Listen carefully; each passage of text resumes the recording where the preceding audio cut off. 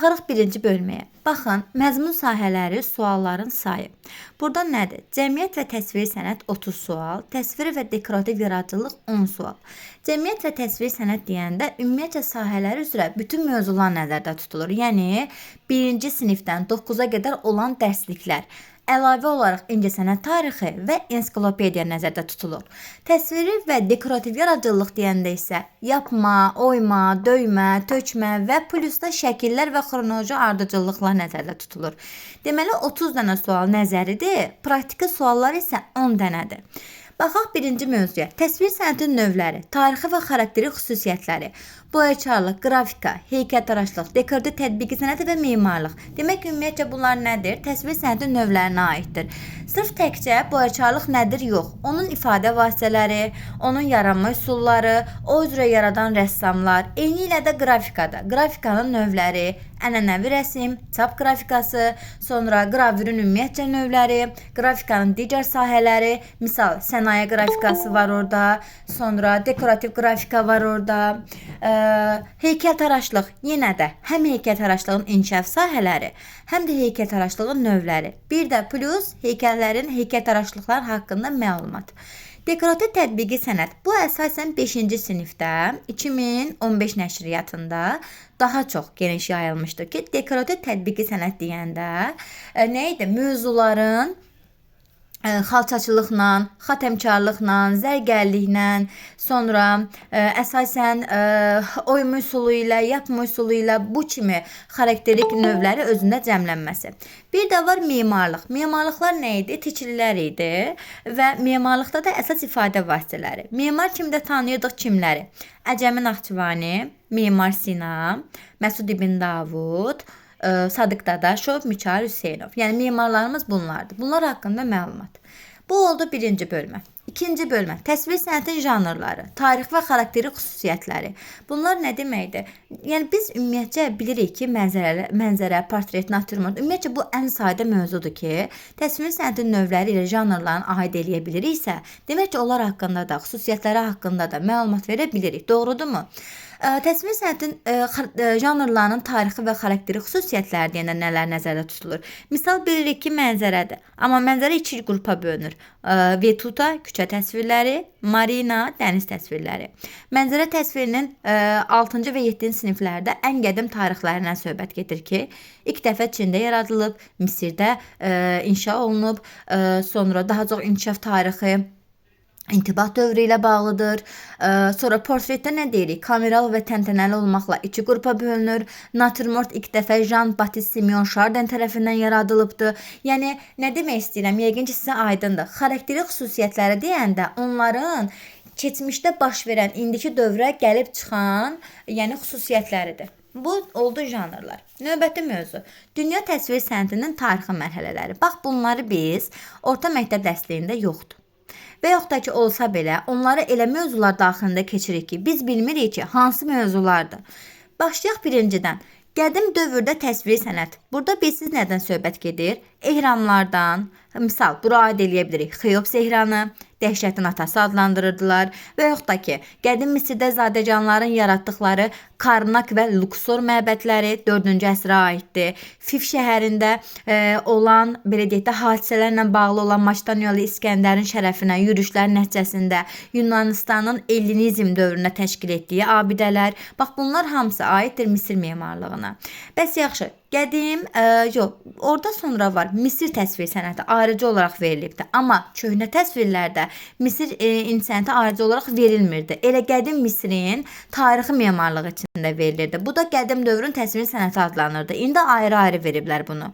Bəs yaxşı, Babil və Asturiya təsvir sənəti nədir? Babil və Asturiya deyəndə isə, burada isə daha çox memarlıqda istifadə olunan belə deyək, Misirlilər, sonra onlarda olan qədim dövr, misal üçün 19-15, orta dövr 16-12, yeni dövr 7-6, bu kimi əsrləri əhatə edən Assur, Babil, sonra onların torpağı uğrunda olan Lamassu, Bu kimi heykəllərdən söhbət gedir ki, Babil və Asturiya təsvir sənəti deyəndə bu dövrlərdə baş verən hadisələr nəzərdə tutulur. Sonra gəlir Yunan-Roma təsvir sənəti. Yunan-Roma təsvir sənətində nə var? 3 dənə dövrə bölünür. Homor dövrü, primitiv formalarda yaradılması, arxaika dövrü, realizm prinsiplərinin üstünlüyünü təşkil etməsi, bir də var klassik dövr. Bu isə fəlsəfə və tarixi, yəni daha çox memarlığın ən yüksək səviyyəsinə gəlib çatma dövrüdür. Bu da aiddir Yunan və Roma təsvir sənətinə. Təbii ki, burada da biz orta dərslikdə keçdiyimiz Kolizey tikililərinə söhbət gedir və bu tikililərdə yaradanlar özlərini Roma imperiyasına görə barbarlar adlandırırlar. Vəhşi qəbilələrdə Yunan və Roma incəsənətinin yenidən böyük maraq oyanması yenə gəlir dayanır intibah dövründə. Sonra Çin təsvir sənəti. Çində nə var? Çində 3 dənə dövr var. Xan dövrü, Tan dövrü, Sun dövrü. Xan dövrü 206-220, Tan dövrü 618-907, Sun dövrü isə 960-1279-cu illərə əhatə edir. Təbii ki, onu ətraflı öyrənirik. Bizans təsvir sənəti. Bizansda nə var? 5 və 15-ci əsrləri əhatə edirdi. Burada nələr var? İki ona əleyhdarları var ki, bu da 9-cu əsrdə daha çox yürüşlər, yəni cərəyanlar, belə deyək də, cərəyanlar təsirindən yaranmış bir üslubdur. 10-12-ci əsrlərdə isə daha çox memarlıq, parça, daş, şüşə, bu kimi materialların hazırlanmasında və dekorativ sənət nümunələrinin yayılmağa başladığı bir dövrdür. Keçək intibaha. Bax, intibah deyəndə nəzərə alırıq ki, dərsliklərdə kimlər var? Michelangelo, Rafael Santi, Leonardo da Vinci, Albert Dürer. Bunlar hamısı demək olar ki, intibah dövrünün rəssamlarından sayılır. Doğrudurmu? Amma intibah dövrü ümumilikdə götürsək Renesans dövrüdür və 3 qrupa bölünür. Proto-Renesans 13-cü əsrin ikinci yarısı, Trecento 14-cü əsr, Kvarteçondo 15-ci əsr. Hər bir dövrün də özünün rəssamları var. Yəni intibah dövrü ən geniş mövzudur həqiqətən də. Çünki burada dərslikdə qeyd olunan və olunmayan əsərlər var ki, tarixi mərhələlərinə gələndə intibahda öyrənmək lazımdır. Misal üçün Michelangelo'nun biz 2 dənə əsərini öyrənirik. Pieta'dır, Daviddir, bir dənə də götürsək Musa heykəlidir. Amma əlavə olaraq var gecə-gündüz, səhər-axşam, üsyan etmiş qul, can verən qul, Musa peyğəmbər. Bunlar heç bir dərslikdə qeyd olunmayıb. Bunları yalnız biz öyrənirik ensiklopediyada. Sonra əlavə olaraq, yəni nümunə çəkdi Michelangelo'nun, eynilə də digər rəssamlar. Sonra Avropa təsvir sənətində 17-ci əsr. Bu nə deməkdir? 17-ci əsr deyəndə qısaca onu deyirik ki, Avropalıların dünya görüşlərinin, biliklərinin genişləndiyi bir dövrdür. Burada da nə ilə bağlıdır? Avropanın bir sıra ölkələrinin özünə məxsus milli bədii məktəblərinin yaranması ilə bağlıdır. Rəngkarlıq, dekorativ bəzəklər və memarlığın daha çox sintezindən yaradılmış prinsip incəsənət dövrünə aiddir. Keçək növbətiyə. Azərbaycan təsvir sənətinin qədim dövr və ilk orta yüzillikləri. Bunlarda nə var idi? Nizami Gəncəvinin əsərləri, sonra Əbubəkir İbn Xosrov, sonra orada var idi poeziya ustası Mahmud, sonra Şəbrüstü, sonra var idi 15-ci əsrdə qeyd olunurdu Mikayıl Abdullayevin portretləri. Bax, bunlar hər biri aiddir. Qədim dövr və ilk orta yüzilliklərə aiddir. Sonra nələr var? Azərbaycan təsvir sənətinin 11-17-ci əsrləri. Bura isə aid olunur hansılar? Əzim Əzimzadənin karikaturaları, Tahir Salahovun şərt üslubunda yaratdığı əsərlər. Sonra var burada Səttar Bəhluzadənin realist, impressionizm üslublarına çəkilən mənzərə əsərləri, Toğrul Nərimanbəyovun romantik əsərləri, dekorasiyaları, divar rəsmləri və illüstrasiyaları. Yəni 9-18-ci əsr deyəndə də bunlar nəzərdə tutulur. 17-18-ci əsrlər. Sonuncu bölmədə isə 19-20-ci əsrlərdə Azərbaycan təsvir sənəti. Burada isə nələr nəzərdə tutulur? Ümumiyyətcə yeni dövrdə olan rəssamların həyatları. Sonra nələr aid olunur? Bundan sonra nə gəlir? Baxın, dünya görkəmi təsvir sənəti nümayəndələri. Azərbaycan rəssamları olduğu kimi qalır.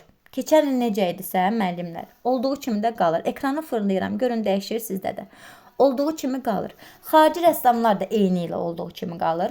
Bir dənə Azərbaycan rəssamlarından burada Səttar Bəhluzadə kitabda yoxdur. Yəqin ki, bilirsiniz. Nə aşağı sinifdə, nə yuxarı sinifdə. Şəkilləri var, amma onun haqqında məlumatı əlavə olaraq öyrənirik.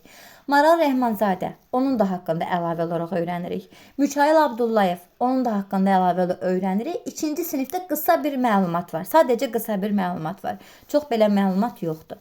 Bu olur Azərbaycan. Amma xaricilərdə isə demək olar ki, elə yetəri qədər bir o şanslıyıq ki, xarici rəssamlardan bayaq saydığımız intibah dövrünün rəssamlarında mövzu kimi salıblar, amma xarici rəssamlara mövzu kimi salmayıblar. Yəni orada həqiqətən də baxırıq ki, yəni 4-5 dənə rəssamımız demək olar ki, azalıbdır. Onları saymırıq. Sonra təsvir sənətdə üslub və cərəyanlar. Üslub və cərəyanlar deyəndə təbii ki, biz bunları öyrənirik dərslikdə rəssamların içərisində.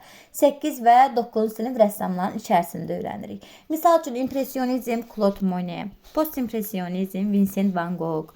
Sonra klassizmdir, neoklasizmdir, ampirdir. Bunlar olur Raklu David, Fauvizm Andre Matisse, primitivizm Paul Gauguin və s. Yəni bunların hər birinə ayrı. Romantizm misal üçün Goya, onlar deyə bilərik. Surrealizm Salvador Dali və s. Yəni bunların hamısını məncə bilirik.